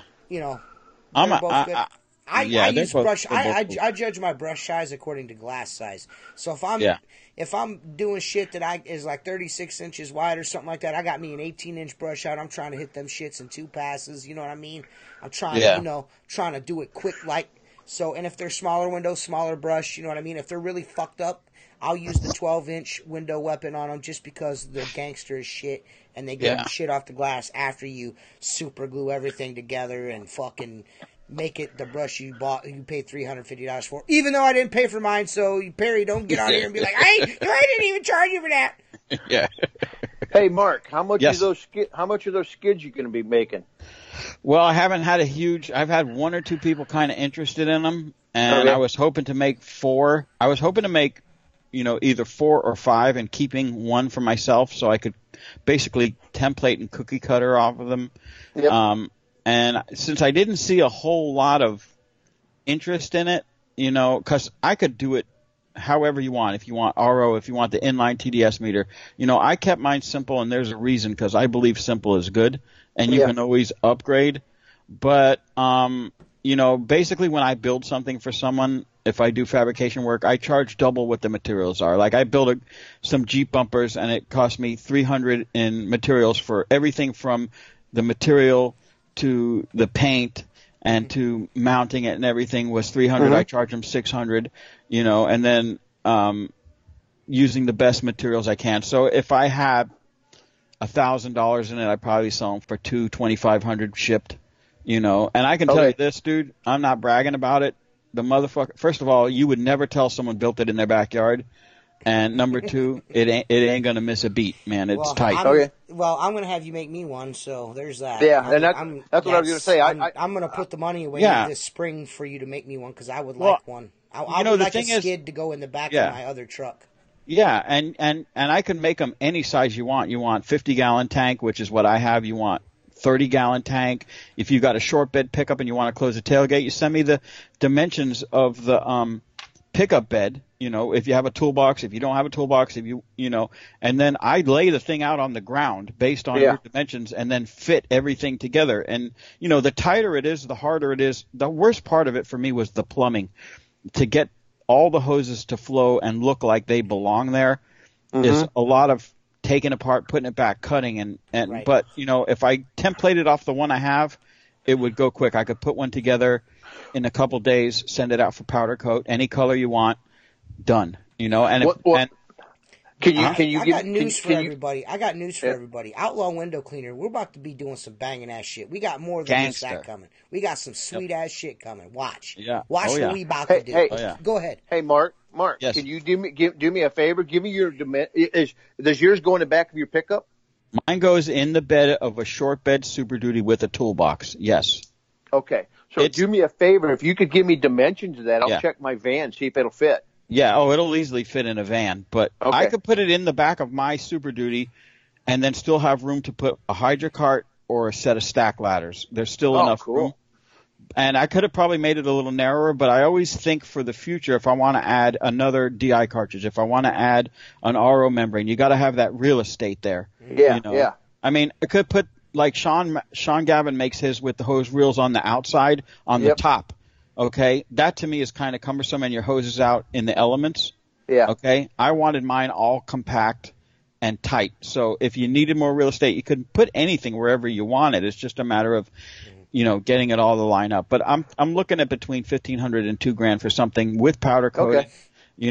Out the door, custom built with if you reverse engineer it, you'll see exactly, other than the steel, which I can get for a better price if I build 4 at one time. The price is the price. The pump is $300. The DI vessel is $200. The hose reel is $175. The 3/8 line is this, but I'm not getting on the Forbes list. Come on, Gilbert. Hey, Gilbert, I gotta do a shout out real quick. Hey, listen. Shout out. I got Ron sent me a fucking audio clip, and I can't. It's inaudible. It's not. There's no sound on it. Really? Unfortunately, yeah. Well, I was going to use it tonight, but since the audio clip, this is what the audio clip said anyway. I just want to do a shout out to Joseph Henry Hardon because Joe finally sent me that 7-minute video. You know what that means, Gilbert? What? That means the toxins have left the building. What do you think, Gilbert? At the 4-minute mark, I look like an old school butter churn. And by the time I hit 6 minutes, I look like I wrestled a yogurt machine. Oh, what do you think of that, Gilbert? That's great, Ron. Listen, I'm going to fucking... I think I'm just going to have Ron on. You know what I mean? Because, Oh, yeah, man. Why not, man? Everybody keeps asking for it. There's only one dude that doesn't want Ron to come on and doesn't, you know what I mean? And he already ain't my friend anyways, so what the hell does it matter? You know what I mean? So no, let Ron on. Keep it moving. We're going to have Ron on. We're going to have Ron on. It's going to be sweet. Ron should come on and promote. He's going on that big trip across the country to Ron Musgrave should come on Sunday and promote his little trip, and we'll, even if it's just for the first hour, come on for the first hour. Ron Musgraves will interview Ron Musgraves, subtitled by Ron Musgraves. It should be fucking awesome. We'll see how good the fiber's actually working. Fiber! I want some fiber! This is Ron Musgraves. No, this is Ron Musgraves. No, this is Ron Musgraves. That's what I want to do. Yeah. Will the real Ron please stand up now? Yeah, will the real Ron Musgraves please stand up? There's only one of us selling fiber here. That's all I got to say. And I think it's super cool of fucking Ron Musgraves to be like even just the fact that he sent me that, even though it's inaudible, I think it's fucking shows he's a good sport right there. You know what I mean? So to me, that's cool. So it is what it is. People good. may not think he's the coolest dude ever. They might have their. I want to get him on because I could tell him how much I absolutely hate fucking pressure cleaning. I fucking hate everything about it. Yeah, Mark told me dirty, that yesterday. It's expensive. It's fucking nasty. Yeah. I hate it. Fucking hate it. Come on. Grab that gun, let's go. I'm going to teach you. Well, you had a super sweet setup and you got rid of it. You fucking and now you got to fucking wrestle with it. So what you ought to do is just take all that shit and make another skid, just so you can slide that skid in and out of your truck. That's what you should do. Yeah, no, you're right. You're right. Have a secondary, just setup. Just so the hose reel and everything. That way you just slide it into the back of the Super Duty or sit it on the back of a trailer. And, you know what I mean? You got to know how to do it. You mount it all on there, get your tank on it, and then slide it in and out as you need it. That way, because that's what I want to do. Yeah, no, that's the way to do it. I've got the motor and the pump. I just need to find a tank, and because I'm thinking, I'll just fill the tank up as I'm going. If I need, you know what I mean? If I need extra water, I'll just throw a hose in the bitch and let it, you know what I mean? So. Well, the thing for me is I'm near a major distributor of poly tanks, and I can get tanks for $2.50 a gallon. Wow. And they have every shape and every size, and they're literally 20 miles from me. So why are you taking the price up on that fucking skid you're trying to sell everybody? There ain't no markup. There ain't no markup. No, I'm being honest. It is what it is. Whatever, bro. Come on, Gilbert. What say you? Bill Jordan, I wanted fucking Mark Darnell to call in, but I think Mark Darnell's crazy is only for Facebook. I think he can only be crazy for a few minutes. Do you guys know who I'm talking about, Mark Darnell? No. I'm sure the CEO of SEO Windows something. Dude, he's the other Mark with the fucking weird hair that's always doing those weird ass fucking videos. Dude, I think he's fucking great, dude. I think that dude's funny as shit. But he might not be everyone's cup of tea, but I think he's awesome. Does anyone have any questions for Jason Leman? We're winding down here. We're about to shut her down for the evening. Anyone have any questions? Where's the best place to buy or rent a DI tank? Well, I know Culligan is national, so if you have a Culligan in your area, you can get one from them. I have a private guy that I've been using for 15 years that actually processes and regenerates resin, does my house water system. But if you've got a local Culligan, I would say that their stuff's probably pretty good. Yep, there you go. That's Pro Wash. That's Louis Coatney from Pro Wash, Missouri.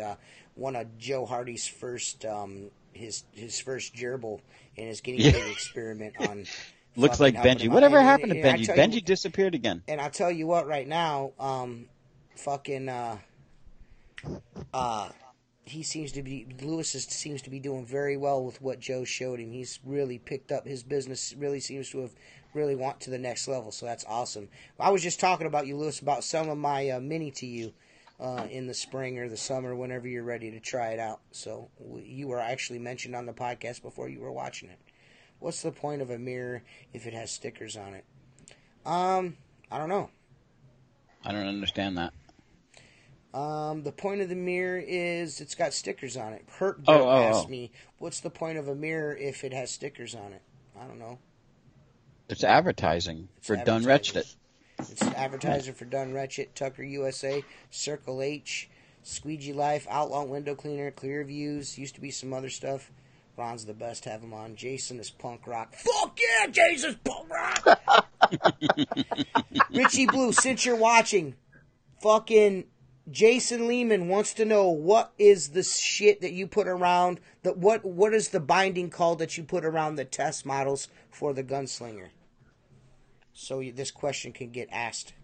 Yeah. Hey man, it's yours, Lewis, whenever you want it, buddy. Ron's the best, have him on. I don't know if he's the best, but we're going to have him on. He's going to be fun, I can tell you that. It'll be fun either way, so. Yeah. But Richie, Jason would like to know, what is that binding that you put on? Mark said it's mil-spec. I don't believe it. I think it's something else. It's just gangster. TJ, you're just mad because Mark knows more than you. No, Mark don't know more than me. Anybody. Oh, Mark, okay. Hey, listen, Mark used to be the smartest man in window cleaning until he started putting out the fake news about me not being able to barbecue. He won't let me tell everybody my barbecue recipe. He talked over me the whole fucking time. So whatever. It's cool. Hey, I'm not going to believe either one of you on barbecue till we go up to the meet and greet next August. I'm bringing my smoker. And you guys Jason, are doing the cooking. Jason, this is the heavy grade vinyl. It's marine binding. Heavy grade vinyl, marine binding. Yeah. Okay. I was telling everybody, Richie, that you inspected my test model, gave me a nice cleaning on that, pulled the binding off because I had a little bit of a malfunction where it was kind of giving way and you repaired that little part there, which everyone's seen, and then sewed her back up for me and washed it and told me to go fuck myself. So I told everybody. Denier is the outer material, the outer shell of the Gunslinger. That is the material that is, and as I will see, everyone has seen my Gunslinger in previous videos, so they've seen how fucking nasty that motherfucker was. It's never been washed, but maybe one time, maybe twice, but I went the whole summer and into the winter without washing that thing, and then I got paint stains on it from, acrylic paint stains on it, rust, all kinds of shit. Wait till you see it when I'm going to put it in the video. When is the Outlaw Jamboree thing? I don't think that's going to happen because Tim Huber has quit Outlaw Window Cleaner. He wants nothing to do with us anymore. He thinks we're assholes, and he just doesn't like us. So it's not happening now. And what's his name? Josh Schoaf. He doesn't like any of us. Yes, you beat the crap out of it, but it was still unaffected. Thank you, Rich. You see, Rich even said, he's like, man, you beat the shit out of this thing, but it's still legit. Herp Dirt asked what kind of smoker, a big one, and what do you smoke? Mostly penises. So now that you've got that all out of the way, you can move back to whatever hole you crawled out of. TJ, bent out of shape, can you really cook? Or does Mark know something that we don't? Yeah, dude, whatever, bro. Man. Denier is a ballistic grade nylon, for everyone asking, and that's what's on the outside of the Gunslinger. Yeah, Tim, I'll tell everyone right now, Tim cannot be on the podcast right now because he has to do everything at his house now because his wife broke her toe and she's not allowed to walk on it. So he's in Fucksville right now. So Tim, that's why Tim is not on right now. That stuff about that stuff about him not being a part of Outlaw Window Cleaning anymore is clearly a joke. It was just and we are going to have the jamboree. We just haven't put all the details together. Yeah, we are going to have it. That's a logistics thing. We need to figure out, how to, you know what I mean. We got to figure out how to do it. Perry Taint is not coming. Perry Taint. Hey, now anything over and Cheap It will not be there. Go ahead. Anything over 600 miles away, the Outlaws take care of the rest, right? Yeah, you keep showing up on this podcast, and you'll be kicking in too. Yeah. Okay, I'll shut up now then. I think the first one is probably going to be in Ohio. Is probably what's going to happen. Well, good. My favorite car brand is Ford. Who is Herp Derp? Is that another one of your kids, Mark? I don't think so. No. Someone should upload a 4-hour video on how to make a gunslinger. Man, that's so stupid.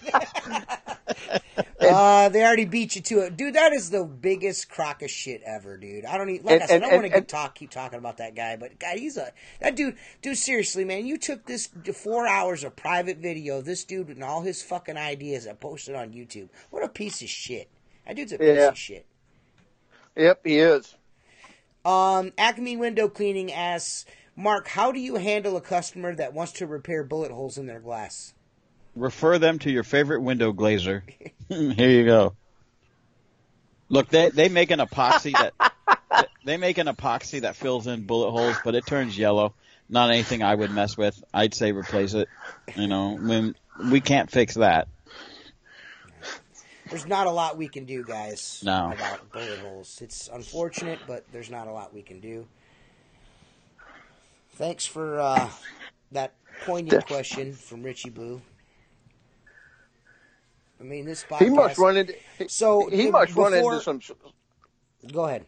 Yeah, you know what? That's not a bad idea. Let me interrupt you guys for a minute. If you do have the thing in Ohio, and we could get 3 or 4 skids built, I'll trailer them up. I'll bring them up on a trailer because shipping them is going to be rough. Acme Window Cleaning says, I'm thinking those customers should be dumped into Jason's dad's pig farm.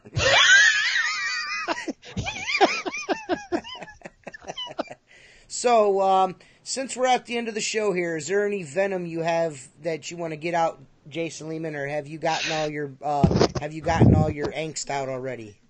Is there anything you'd like to add before we let you go?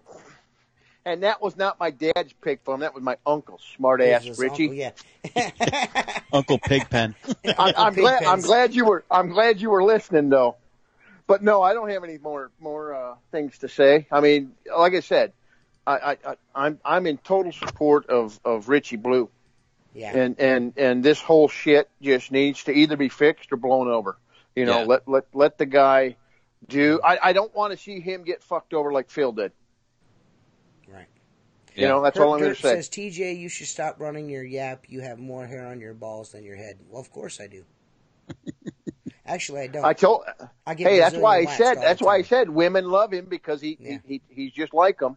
Mm-hmm. So, That's why my old lady's hot and you guys are jerking off a lot. So there's that. Come on, Delbert. What about me? Whatever. These dudes, I mean, that shit's comical. I'm just glad that these dudes like this like to get on here and troll. And you're just like, I love the views. It's the best. It's the best thing ever. You're helping me out. Yeah. It's the best ever. Yeah, you don't faze me. Yeah. It's I mean, it's not like it's a secret that I'm going bald or anything. I mean, Jesus Christ. Hey, I've got a shampoo you can get for that. What's that called? Shapiro. MD. Look at, yep. And I've been using it, and I used to be totally bald. It looks like it's working pretty good. Dude, I like that. I like that one lock that pops out the top right there. That's like Smithers. Smithers. It's starting to grow. It's starting to grow, smart ass. Yeah. Listen, my That's why I didn't want to say anything. My uncle and my grandpa are like right around here. You know what I mean? They're completely bald. And then my Uncle Larry used to have this long ass hair to his shoulders. You know what I mean? It was funny. Yep. Maybe I'll do that. I don't know. Mark, what do you prefer, rinse bar, all four, or jets, or both? Rinse bar or all four jets? No, rinse bar, man. You know, about 2 weeks ago, I went back to jets because I was having issues with my rinse bar. And I, like, 3 windows in, I'm like, I need to put that rinse bar back on. There's just something about the way that water cascades. Right. There is That's something to it. That was all Perry's idea. He's the one that brought it to window cleaning. We're so glad that Perry never mind the guy that strapped a sprinkler to it. Remember that? He put a fucking sprinkler on there. Yeah. Yeah. So, you know, whatever, bruh. Hey, let me ask you, I got one question for you. What's up? Who did the construction brush idea come from, if Perry's not an inventor? Who had that before? Hey, listen, wait. Let me say something, Jace. Yep. I never said he doesn't have good ideas. I just wanted to know where that came from. I don't know. I don't know. That I don't know. I mean, no. Look, and if it is his, I think it's a brilliant idea. I don't think the way it was executed was brilliant, but well, this is the problem. Yeah. This is the same problem you had with the gunslinger testing and all that shit. You've got good suggestion from guys. Sent you a PayPal payment. Are there 2 styles of stickers? There's the Outlaw window cleaner stickers, like this right here, up above my head right here. There's that sticker, and then there's this sticker. Squeegee Life Outlaw window cleaner. Navy blue, black, and white. Those are your options. You'll get one of these free with your purchase. But go ahead anyways, like I was saying. Richie said, I invented the constructor brush. Yeah! Woo!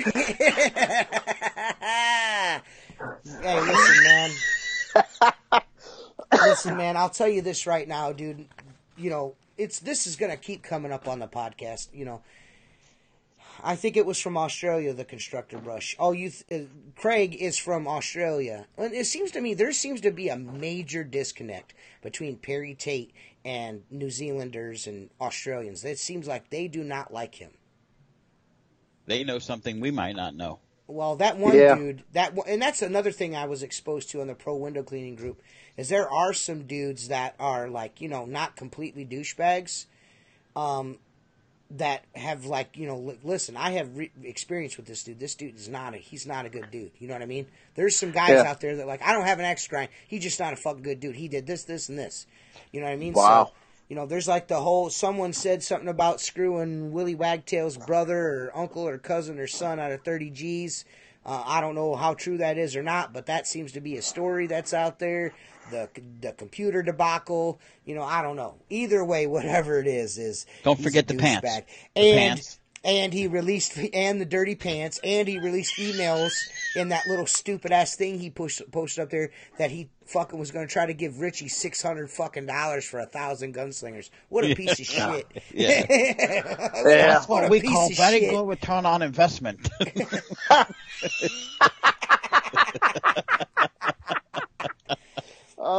Richie said he thinks Richie. I'm sorry. Acme Window Cleaning San Diego says I think Chris Dauber had a serious hand in that constructor brush development.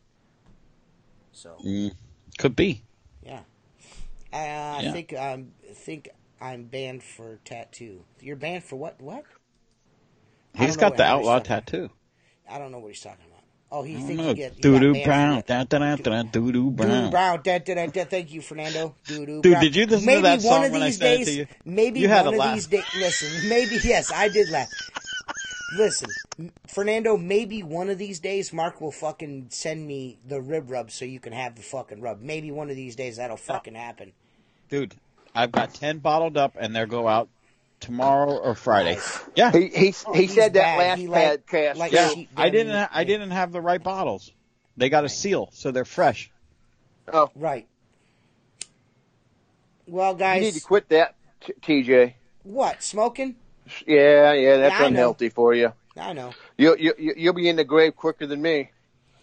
Oh well. But then again, it's been a nice ride. I'll quit it. That's the last I'm going to say of it. No, I do need to quit. There is a plan in play. I'm most likely gonna go to the doctor and fucking get a pill, the Chantix. I think I'm gonna go on Chantix to quit. You can't just quit cold turkey? Dude, I've been smoking since I was fucking 15. No, dude. Oh, okay. No, dude. Okay. That's cool. Well, hey, anyways. if Tim's no longer coming back on, you can. I'll take his spot when he's not on. Well, I don't know if he's never coming back, but he might be out a little bit. We'll see how it goes. He might be back. He might be back Sunday. I don't know. I know his wife just broke her toe, and she's like, when I say broke her toe, I mean busted that motherfucker off. Like it's fucking cracked in half. Like it's a clean break. So, if you want to come on in Tim's stead for a while, we're cool with that, right, Mark? We're cool with that. Absolutely. You know what I mean? Oh, absolutely. I love when Jason's on. He's good. Oh, cool. But I just thought I'd offer that up. But you're not taking Tim's place because you're not near as handsome as Tim, and we need at least a little bit of cute going on here. Hey, that's why I've got this to hide the ugly. You guys don't want to see me without the beard now. I thought you call that a cushion for high-speed cocksucking. Hey, that's how I get some of my jobs, Hey! Yeah. Well, guys, this has been Outlaw Window Cleaner Radio. I'm going to play the fucking out clips here. We'll see you Sunday. Thanks for Jason, thanks for coming on. Thanks for offering to come in and help us out when Tim's not on. If anybody wants to be a guest on the show, reach out to me privately or send me an email to asktsqueegee@yahoo.com. But reach out to me on Facebook, man. It would be cool to have Dave the Window Licker on if he would come on. I think that'd be cool. Some of these guys have a great sense of humor, so they fit right in. Yeah. I want to get fucking Rob Peloso to come on, but the fucking cocksucker won't come on, dude. Yeah, I know. Jesus. I know. I'd like to. He's got to have one of those skeleton masks so he can't get a meme on him. Yeah. I really want to have Rob on. So, and Ron Musgraves. You know what I mean? We're gonna do her tour. Oh yeah. But we'll see you guys next Sunday. Yeah. Yeah. Cool. You got it. Peace. I'll tune in. All right, guys. We'll see you. Peace. Good evening. We'll see you Sunday. Guys, be good. Yep. I give you a 10 out of 10 for the, just for the unboxing. I think it's sweet. What just happened there? Did you guys see something? Oh, what just happened? What just fell off?